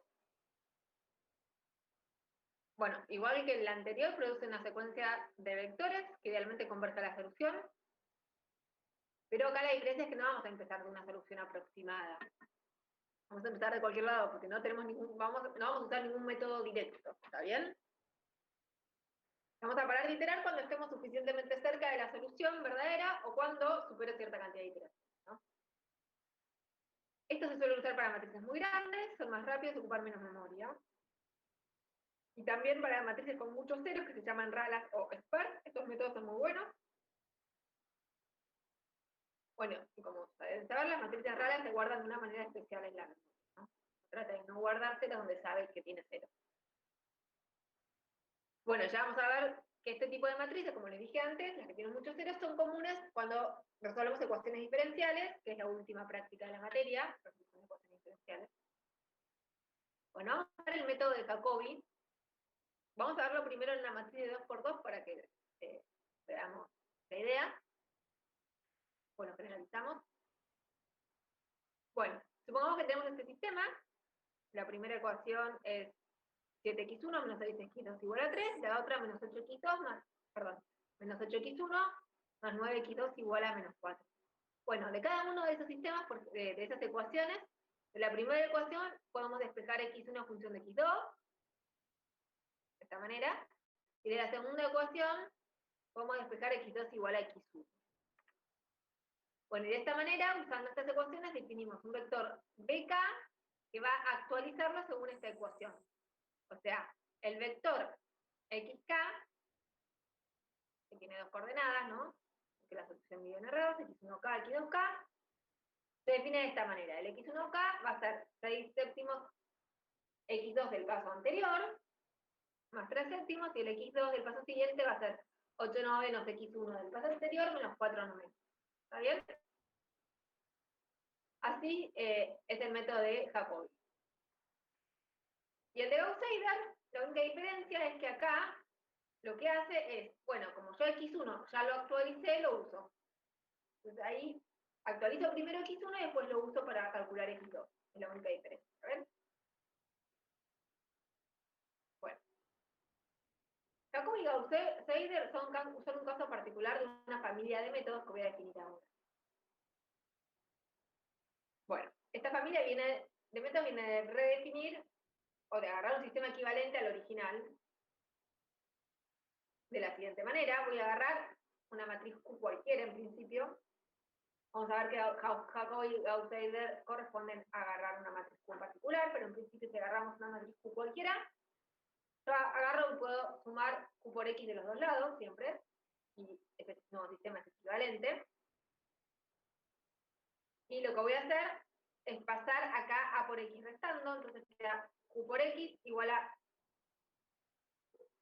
O sea, paso A por X restando y saco factor común X a la derecha, me queda Q menos A por X más B a la derecha. Y ahora voy a definir X del paso K según esta ecuación. O sea, Q por X del paso K va a ser Q menos A por X del paso anterior más B. Y voy a empezar por X0 cualquier vector arbitrario. La primera observación es que si yo así hago una matriz Q cualquiera, defino XK así. Obviamente tengo que poder resolver esto, ¿no? O sea, a la derecha, una vez que tengo el X del paso anterior, todo esto es un vector fijo, tengo que poder resolver Q por X acá igual a esto. La idea es, dijimos, era no usar métodos directos, pero acá lo estoy definiendo a través de resolverlo de alguna manera esto. Bueno, pero en realidad la matriz Q que voy a elegir, esta solución va a ser bastante trivial. Bien, vamos a ver después. Pero hasta ahora parece medio absurdo, porque yo estoy diciendo que voy a definir métodos iterativos, y en realidad lo estoy haciendo a partir de tener algún método para resolver esto. Obviamente pasar la inversa nunca es un método, porque nunca calculamos inversas, porque es muy caro, ¿no? Pero bueno. Pongamos en un momento que uno pueda resolver esto. Que para ciertas matrices Q resolver esto es fácil y esas matrices Q van a ser las que vamos a hacer. Bueno, primero, si definir una solución de esta manera llega a converger, entonces a lo que converge, el vector X a lo que converge, es solución de X a X igual. Bueno, vamos a demostrar esto porque es muy fácil. Obviamente que XK cumple con esto, pasé Q a la menos 1, pero esto es para demostrar que vale el teorema, no es que yo voy a calcular XK usando esto, ojo, Pasé Q a la menos 1 multiplicando y queda que X del paso K es esto. Este es del paso K menos 1, acá me equivoqué, puse K menos 1, perdón. Pasé de esta matriz, por X del paso anterior, por este vector.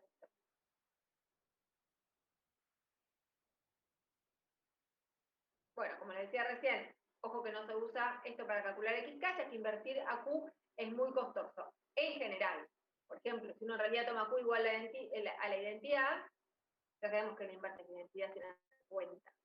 En realidad vamos a tomar no la identidad, pero cosas. Bueno, y una vez que tenemos esta ecuación, tomamos límites de los dos lados. X, la sucesión XK converge a X, y la sucesión XK menos 1 también, eso tiene que valer que X sea igual a la identidad menos Q a la menos 1 por A por X. Bueno, y si acá reagrupamos, o sea, asociamos acá esto es Y por X menos un menos 1 por A por X, bueno, Y por X es X, se cancelan los X, paso el Q a la menos 1 para el otro lado sumando, multiplico por Q a los dos lados, y que queda entonces, que A por X es X. ¿Está bien? Entonces de esta ecuación, agrupando correctamente, podemos ver que X cumple que A por X es B. ¿Está bien? Y bueno, un teorema que garantiza que la solución converge es este. Sí, en realidad, la norma de esta matriz es menor que 1, este método converge. La XK converge a algún X. Ya dijimos que si converge, esa es la solución. Bueno, vamos a demostrar esto porque también es fácil. Fíjense que XK está definido de esta manera. Acá lo puse bien ahí. Bien, pero. Bueno. ¿Qué quiere decir que XK converge a algún X, no? Tengo que hacer la norma de XK menos X.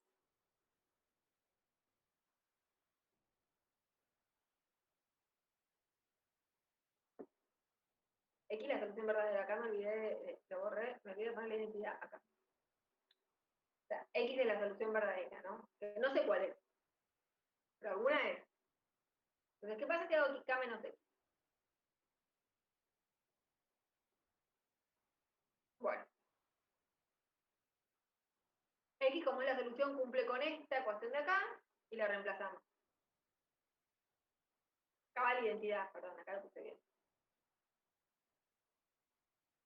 Bueno, y el Q a la menos 1b se cancela con el Q a la menos 1 y queda esta parte.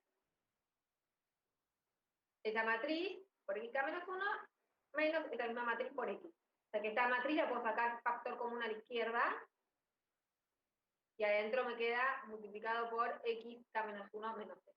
Y ahora voy a usar esa propiedad de la norma. La norma de una matriz por un vector es menor o igual a la norma de la matriz por la norma del vector. Una propiedad que vimos hace un par de clases. ¿Está bien? Entonces, ¿a qué llegamos? A que la norma de Xk menos X es menor o igual a la norma de la matriz esa y menos por A menos 1 por A, por ahora, en vez de tener acá Xk menos X, tengo Xk menos 1 menos X, ¿está bien? Entonces acá multiplicando tengo lo mismo que lo que tenía originalmente, pero con K menos 1. Y obviamente puedo hacer el mismo procedimiento, porque K menos 1 se define a partir de X sub K menos 2, entonces vuelvo a hacer lo mismo. Esto es menor o igual a la norma de la matriz por esto, de acá abajo. Entonces queda la norma 2 veces multiplicando, queda la norma al cuadrado. Pero obviamente haciendo el mismo procedimiento acá, va quedando entonces multiplicando esta norma acá veces por la norma de x0 menos x. Este es un número fijo. X0 es cualquier vector. X es la solución de verdad, X0 es cualquier vector por el que yo empiezo, y este es un número fijo. Pero ahora yo tengo la norma de la matriz elevada a la k. ¿Qué pasa si hago k tender a infinito? O sea, un número menor a 1, este número es fijo, el que está en azul. Un número fijo menor que 1, elevado a la k, cuando k tiende a infinito, tiende a 0, ¿no? Estábamos asumiendo como hipótesis que este número era menos 1. ¿Está bien? Entonces, si esta matriz, o sea, si xk está definida de esta manera, para una matriz Q, y esto cumple, que es menor que 1, entonces, si la norma de eso es menor que 1, ¿no? Entonces el método converge. Bueno, hay un método que se llama Richardson Method, que aparece en la práctica para implementar, que es tomar Q igual a la identidad. ¿Está bien? Pues en inversa no la tengo que calcular porque es la identidad y el método entonces es este. ¿Está bien? Bueno, y el método de Jacobi consiste en, si te fijan,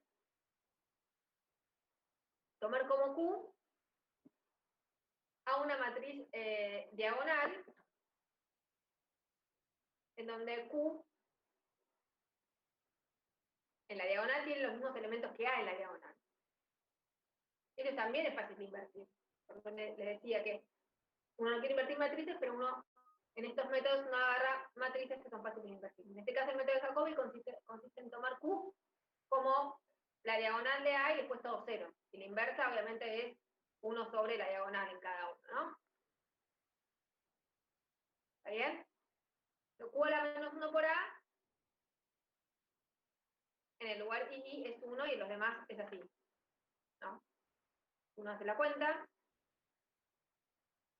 Entonces, ¿quién es? La identidad menos esto. Fíjense, si uno hace la identidad menos esto, queda todos ceros en la diagonal y después quedan todos estos con negativos, ¿no? Queda menos esto, menos este, menos este. ¿Está bien? Bueno, si uno mira la norma infinito, de todo esto queremos que sea menor que 1. En realidad, basta con que, obviamente si agarro esa matriz y en una norma me da menor que 1, no quiere decir que en todas las normas va a ser menor que 1. ¿Está bien? Acá tengo que encontrar alguna norma en que sea menor que 1. ¿Está bien? Ahora sí, porque después sí uno, si converge en una norma, converge en otra.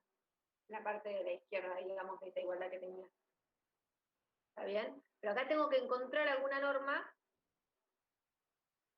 en el que, o sea, si yo miro una norma y no me da menor a 1, ¿te das cuenta? ¿No?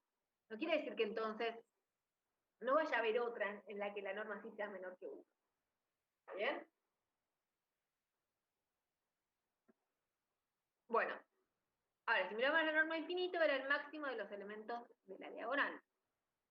Pero ahora esto, si le resto 1 a la diagonal, porque acá tengo la identidad menos esta matriz, que está ahí arriba, tengo que mirar el máximo sobre A y J sobre A y I, ¿no? El módulo. Bueno, si se fijan, que esto sea menor a 1, ¿qué quiere decir? Uno puede sacar esto para afuera, porque estoy sumando sobre J, pasarlo multiplicando, y que esto sea menor que 1, que es lo mismo que la diagonal sea más grande que la suma de todos los demás elementos, ¿no? Eso era diagonal dominante. Entonces, tenemos el siguiente teorema. Si A es diagonal dominante, Jacobi converge para todo x0 inicial, porque entonces la norma infinito puedo asegurar que va a ser menor que 1.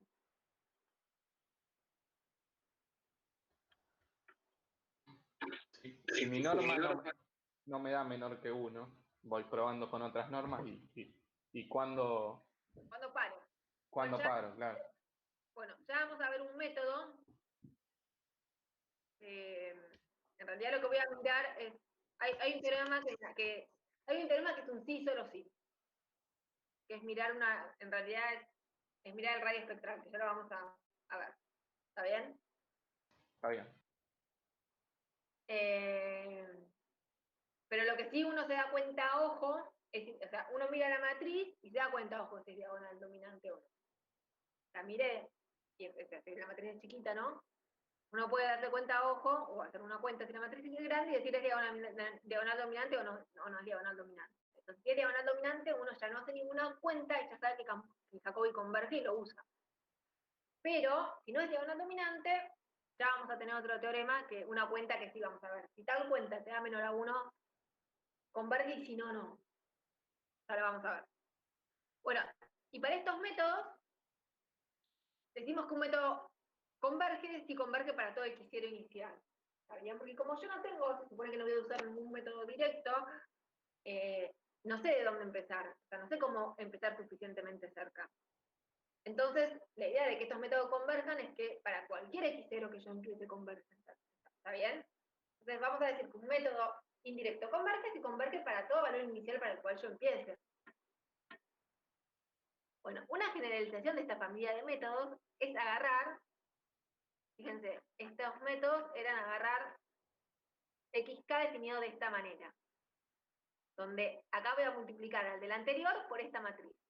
Pero esta matriz no es cualquier cosa, tiene que ser de esta forma. La matriz Q podría ser cualquier cosa, pero esto tiene que ser de esta forma. Bueno, podríamos generalizar y agarrar y decir, bueno, yo puedo definir un método, porque uno puede definir lo que quiera en la vida, que sea xk igual a g por xk menos 1, donde g cualquier matriz. Más alguien.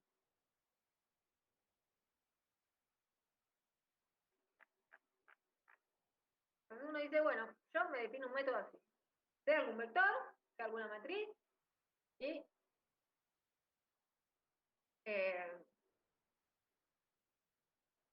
lo defino así. Bueno, este es el teorema que le decía, que si el radio espectral, que lo definimos hace un par de clases, es menor que 1, ¿se acuerdan lo que era el radio espectral? Era mirar los autovalores, mirar el máximo en valor absoluto. O sea, mirar el máximo de los valores absolutos, en realidad, ¿no? Acaba de calcular de todos los autovalores los módulos, quedarme con lo que hizo de más grande. Bueno, y eso era el radio espectral. Y este teorema dice que el radio espectral de esta matriz es menor que 1, esto quiere decir que sí, solo sí, xk converge. Ojo, ahora hay que demostrar si converge a que converge. ¿Está bien? Si converge, va a converger a la solución de esto. ¿Está bien? Hay que ver si la solución de esto es lo mismo que la solución de mi. Hay que ver si este sistema ahora es equivalente al AX igual B. Depende de quién sea G y quién sea C. ¿Bien? Pero uno puede definir un método así, y este método va a converger a la solución de este sistema. Si el radio espectral es menor que 1. Y es un sí solo sí. ¿Está bien? Si el radio espectral no es menor que 1, este método no converge. Bueno.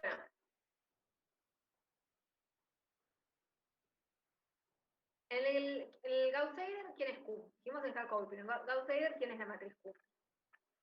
La matriz Q, la matriz Q es la parte triangular inferior de A con la diagonal.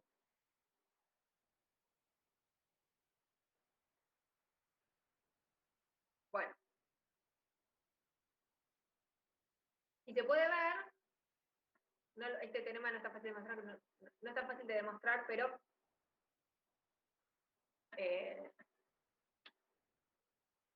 se demuestra igual, lo vamos a usar, no lo voy a demostrar, es que si A es diagonal dominante, entonces se puede ver que en realidad el radio espectral de I menos por A menos 1 por A, que es la G de este método, es menor que 1 y por lo tanto converge. ¿Está bien? O sea, diagonal dominante ya habíamos visto que Jacobi convergía, y este teorema nos asegura que Gauss-Seidel también. O sea, la matriz de diagonal dominante, estos dos métodos convergen. ¿Está bien? Y ya habíamos visto que cuando el método venía de definir la Q, siempre que convergía a la solución. O sea, converge a la solución de X igual. Bueno. Un caso particular son las matrices simétricas y definidas positivas, que tampoco lo voy a demostrar, pero en el caso de la matriz asimétrica y definida positiva, hay un teorema que me asegura que Gauss-Seidel converge. Pero de Jacobi no me dice nada. O sea, hay matrices simétricas definidas positivas en donde Jacobi converge, y hay matrices simétricas definidas positivas donde Jacobi no converge. O sea, puede pasar cualquier cosa. Pero Gauss-Seidel seguro que sí converge. ¿Está bien? Y esto también es algo fácil de chequear. Hemos visto este teorema, creo, pero lo vuelvo a decir. Que si A es simétrica, para que sea definida positiva hay que ver que todos los menores tengan determinante positivo. Bueno, ¿está bien? Vamos a ver un par de ejemplos en donde un método converge y otro no. Empecemos por este. La matriz A es esta. Bueno, es claro que A es simétrica, ¿no? A es simétrica, vamos a chequear si es definida positiva para ver si puedo usar el teorema de arriba. Bueno, el primer menor es 1, que el determinante es 1, que es mayor que 0. El segundo menor era esto. Un medio 1, que el determinante es positivo. El determinante de la matriz, si hacen la cuenta, también es positivo. Entonces es definida positiva. Es simétrica y definida positiva. Este resultado que vimos acá nos asegura que Gauss-Seidel converge. Ahora, ¿Jacobi converge o no converge? Bueno, para saber si converge o no, hay que mirar la matriz G de Jacobi, ¿no? La G era, le decía menos Q a la menos 1 por A, ¿no? ¿Se acuerdan? Donde la matriz Q, ¿quién era? En Jacobi era a cada elemento dividirlo por la diagonal, ¿se acuerdan? Vamos a la Q de Jacobi. Está más arriba. Q de Jacobi era la diagonal, o sea que la inversa era 1 sobre la diagonal, entonces cuando hacíamos Q a la menos 1 por A, quedaba esto. ¿Está bien? En este caso, o sea, teníamos que dividir a todos estos elementos por la diagonal, por lo que es la diagonal, ¿no? En este caso, justo la matriz A tiene 1 sobre la diagonal. ¿Está bien? Como A tiene 1 de la diagonal, si tengo que dividir a todos estos por 1, me queda igual, ¿no? Entonces cuando la identidad le resto esto, me queda 0 de la diagonal y menos 1 medio en los demás lugares. Entonces ahora de esto tenemos que calcular los autovalores, ¿no? Para el radio espectral necesito los autovalores. Los autovalores eran el determinante de este polinomio, ¿no? Que su lambda, el determinante, debe hacer la matriz menos lambda por la identidad. O sea que le tengo que restar lambda a la diagonal, porque queda esta matriz de ahí, cuando resto lambda a la diagonal, pues tengo que calcular el determinante. Y acá hay que tener cuidado cómo calculamos el determinante. Primero lo hice de la forma a los alumnos en general les gusta y yo la detesto, que es la de copiar las dos primeras filas de arriba. Y ustedes se acuerdan que tenía que multiplicar tiene que multiplicar acá, queda menos lambda por menos lambda por menos lambda, o sea, esta diagonal más la diagonal de abajo, más la otra diagonal de abajo, menos, se va a multiplicar las diagonales en el otro sentido. Bueno, si uno hace eso, te queda este polinomio. Un polinomio de grado 3. Y en principio no tenemos fórmulas cerradas para polinomios de grado 3. Uno puede empezar a probar con algunos algoritmos de raíces, ¿no? Uno de Gauss y algunas cosas, a ver si uno encuentra alguna raíz. Una vez que uno encuentra una raíz, uno puede factorizar, ¿no? Bueno, pero en realidad, si uno calcula el determinante usando el otro método, que es desarrollar por una fila, lo que uno puede ver a ojo es un factor común que puede sacar. ¿Está bien? Por ejemplo, si yo le lo desarrollo por la fila 1, era menos lambda por el determinante de después más un medio, ¿no? Porque era menos este de acá, por el determinante de el que venía a detachar esa fila y esa columna. O sea, queda menos un medio, menos un medio, menos un medio, menos lambda. Después la última, menos un medio por este determinante de acá. Ese era el determinante. O sea, da igual que lo de arriba, lo que pasa es que así uno puede, le viene gratis factorizado. No tan gratis en realidad, pero uno se puede dar cuenta. No, o sea, la idea es cuando yo tengo productos, no hacer las distribuciones, ¿no? Acá queda menos lambda por lambda al cuadrado menos un cuarto, ¿no? Esto por esto menos esto por esto. Lambda al cuadrado menos un cuarto. Acá queda lambda sobre 2 menos un cuarto. Acá queda un cuarto menos lambda sobre 2. Y lo que podemos hacer es ver que esto que está en azul es una diferencia de cuadrados, ¿no? Un cuarto es un medio al cuadrado. Entonces esto es lo mismo que hacer lambda menos un medio por lambda más un medio. Bueno, y acá voy a sacar factor común un medio para afuera. Y acá voy a sacar factor común menos un medio para afuera para que me quede lo mismo acá adentro multiplicando, lambda menos un medio. Me queda acá multiplicando, en los tres términos me queda multiplicando lambda menos un medio. Entonces lo que puedo hacer es sacarlo factor común. Siempre que tengo que buscar raíces, me conviene tener las cosas factorizadas. Bueno, y ahora sí, acá sí hago la distributiva para obtener el polinomio de grado 2. Entonces tengo lambda menos un medio por este polinomio de grado 2 igual a 0. Entonces las soluciones son cada uno de los factores igual a 0, porque para eso hice el producto. Y bueno, esta es una cuadrática que sí tengo una fórmula para las raíces, y si aplican esa fórmula, te da dos raíces, lambda igual a menos 1 y lambda igual a 1. Entonces, tengo las tres raíces del polinomio característico. Entonces el radio espectral, esos eran los tres autovalores, ¿no? Los autovalores son entonces un medio y menos 1. ¿Está bien?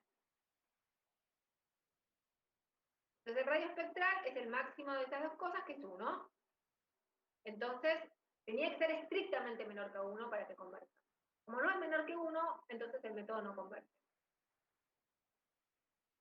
Y ojo con esto, que por ahí puede ser útil para algunos casos. Si uno ya a ojo encuentra una raíz con módulo mayor o igual a 1, entonces ya sabe que como el radio espectral es el máximo de todos, si yo tengo ya uno que es mayor o igual a 1, entonces yo ya sé que el radio espectral va a ser mayor o igual que 1, entonces yo ya puedo asegurar que el método no converge. ¿Está bien? Basta con encontrar una a ojo. Bueno, a veces a ojo igual no se ve y tengo que encontrar todo. ¿Qué quiere decir que el método no converge? Es que hay algún X0 en donde si yo empiezo por ese X0 no converge. Por lo tanto, no puedo asegurar que el método va a converger siempre. Bueno, esta es otra matriz en donde pasa al revés. Jacobi converge, pero Gauss-Seidel no. Pero no hice las cuentas, las hice ustedes para que hagan alguna cuenta. Lo que tienen que hacer es calcular los radios espectrales en los dos casos. Así practican calcular los radios espectrales. Tienen que fijarse, tienen la matriz Q, o sea, la matriz G en cada caso, que viene de la matriz Q1, y calcular el radio espectral. ¿Está bien? Bueno, y con esto terminamos la clase de hoy. ¿Alguna pregunta? Yo no. Bueno. Quería comentar algo de la práctica 2 que me estuvieron preguntando. Voy a tocar abrir. De los ejercicios que tienen que entregar.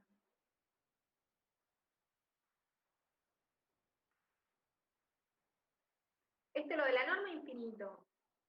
Igual si no queda claro, igual después me escriben un mail. Pero, ¿se acuerdan que yo les había dicho que escriban un código, escriban un código usando la fórmula cerrada, pero que también pueden usar algo para cuando la fórmula no es cerrada, que es, a ver, voy a abrir la clase pasada. La clase, no cuento en la clase 3. La norma infinito es la clase 2. Es la clase 2.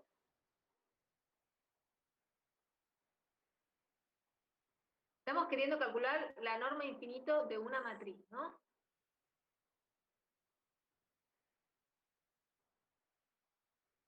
Bueno, acá está. Acá definimos normas de una matriz.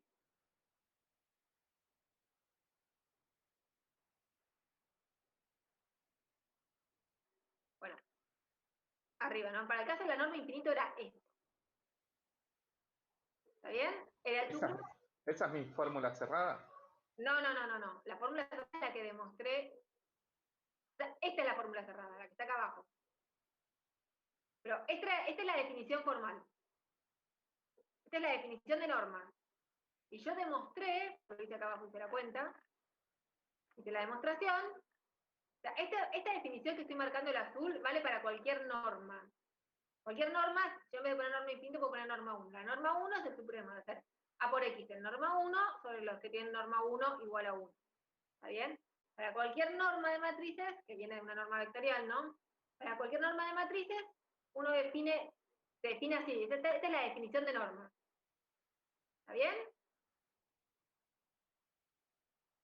Lo dice acá arriba, definición de norma. Pongamos que tenemos una norma vectorial, ¿no? O sea, yo sé cómo calcular la norma del vector X. Cómo agarro y defino a partir de esa norma la norma de la matriz A de esta manera. ¿Está bien? Esa es una manera de definir una norma. Para la norma infinito corresponde poner acá infinito y acá infinito, ¿no? Ahora, esta es la definición formal. Para el caso de la norma infinito, vale esta propiedad que es acá, esta fórmula cerrada. Esta es la fórmula cerrada. ¿Está bien? Está bien, sí. Y, bueno. Pero la pregunta de la guía es: ¿qué pasa si no tengo la fórmula cerrada? Uno tiene que usar esto. Si uno no tiene la fórmula cerrada, tiene que tratar de aproximarse a la norma usando eso. Ahora, obviamente, uno tiene que calcular, uno podría agarrar, o sea, uno tendría que agarrar todos los vectores de norma 1, calcular la norma de A por X infinito y de ese conjunto mirar el supremo. Estas son infinitas normas, infinitos vectores. Hay infinitos vectores que tienen norma 1. Uno no puede hacer eso. Pero lo que uno puede es agarrar muchos X de norma 1, y cuando digo muchos los voy a agarrar de manera random. ¿Está bien? Que la norma infinito sea 1 quiere decir que el máximo sea 1. O sea, tiene que tener un 1 o un menos 1. Porque Sí. si no, no da. Sí. Pero en los otros demás lugares, a ver, sí. Y en los otros demás lugares puede tener cualquier cosa entre menos 1 y 1, ¿no? Pero la idea es que una forma igual es agarrar y al vector, o sea, yo agarro un vector random cualquiera y lo divido por la norma infinito, eso tiene norma igual a 1. ¿Está bien? Entonces uno puede agarrar un vector random cualquiera y dividir cada coordenada por la norma infinito. ¿Está bien? O puede elegir, eso va a ser equivalente a elegir random algún vector con norma 1 o menos 1. Está Y bien. además cualquier número entre menos 1 y 1. Sí, yo lo hice de las dos formas, comprobé con muchos vectores y después comparé con la fórmula cerrada, pero me da mucha diferencia. Por ejemplo, con la fórmula cerrada me da norma 9 y con los otros me da 7, 8, entre esos valores. No sé cómo lo estimo. Tendría que mirar el código. Tenés que elegir al azar la coordenada donde pones el 1 o el -1. Y también tenés que elegir al azar si pones un 1 o un -1. Está bien, sí, voy a probar dividiendo por la norma, porque por ahí, Bueno. al fijar una coordenada con el 1, ahí es donde tengo Pero no la que... tenés que fijarla, tenés que elegir random a la coordenada. Está bien. Si lo que podés agarrar y podés elegir una coordenada random y de esa coordenada probás poniendo un 1 o un -1 y los otros random. Claro, eso es lo que hice. Pero la coordenada la tenés que elegir al azar. Sí, sí. Bueno, no sé, mándamelo si no y lo miro. Vale, lo reviso una vez más de la otra forma y si no, te lo mando. Bueno. Sí, la otra es agarrar y elegir un vector random y tomar y dividir, hasta calcular la norma de infinito de ese vector random y dividir todas las coordenadas por la norma infinito. Ese nuevo vector, o sea, dividir un vector por su norma, tiene norma 1.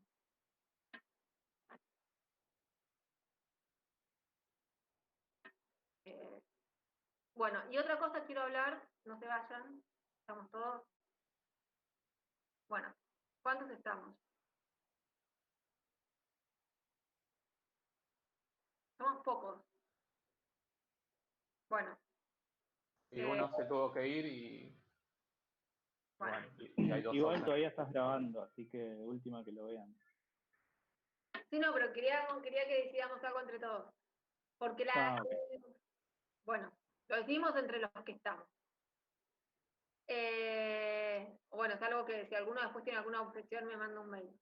El sábado que viene voy a estar con mis hijos, entonces tenemos un problema. Voy a estar sola. Hay dos opciones.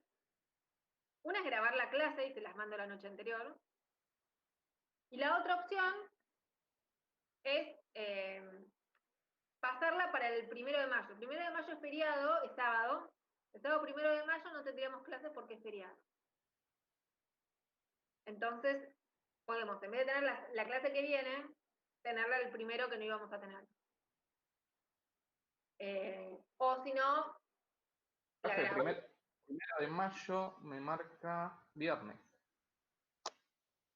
Ah, bueno, por ahí me confundí entonces. Yo lo tenía marcado sábado. Bueno, entonces esa no es más una opción. ¿Estás seguro? A ver, vamos al calendario. Sí, es viernes. ¿Es el viernes? Sí. Bueno, listo, no es una opción. Entonces la clase que viene, mira, mucho más fácil. La clase que viene, entonces la voy a grabar en la semana y se las mando el viernes a la noche. Y tendrían que entregar la práctica esta, porque ya la pueden hacer todas. El sábado que viene tendrían que entregar esta práctica y lo pueden entregar a la noche, ¿no? Igual me pueden mandar consultas por mail, ¿no? Como siempre. Y la próxima clase se las mando grabadas. Y la otra ya no es grabada. ¿Está bien? Está bien. Bueno. Bueno, no sé, por ahí sí es para todos, pero de última pasar la clase al viernes a la noche, no sé si es